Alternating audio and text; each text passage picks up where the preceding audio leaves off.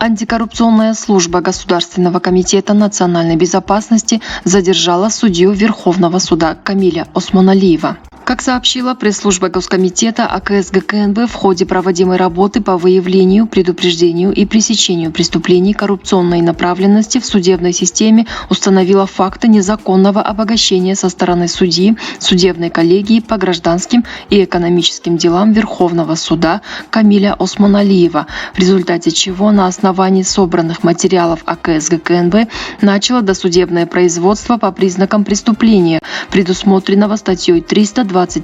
Уголовного кодекса Кыргызской Республики «Незаконное обогащение». ГКНБ установил, что судья Осмоналиев Камиль, преследуя корыстные цели и будучи обязанным декларировать свое имущество, доходы и расходы в соответствии с законодательством, при этом не имея соответствующих источников дохода, приобрел многочисленные объекты имущества, в том числе элитную недвижимость в ВИП-городке, квартиры от строительных компаний, коттеджи в престижных пансионатах на берегу озера Иссык-Куль, коммерческие объекты в торговых центрах, а также движимое имущество из числа автомобилей люкс-класса. Кроме того, установлены регулярные поездки судьи Камиля Осмоналиева и его близких родственников в курортные зоны Объединенных Арабских Эмиратов, Турции, Азии и США. Судья Камиль Осмоналиев в целях сокрытия следов преступно нажитого недвижимого имущества зачастую не производил регистрацию гражданско-правовых сделок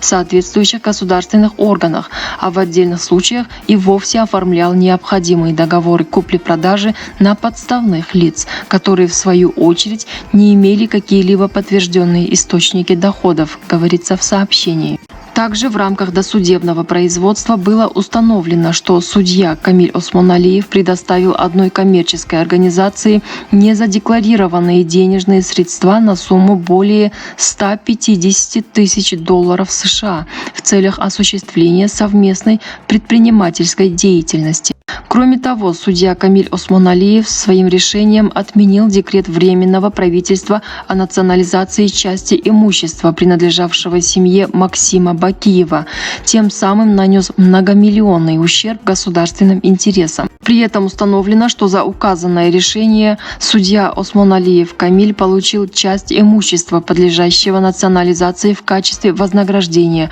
говорится в сообщении.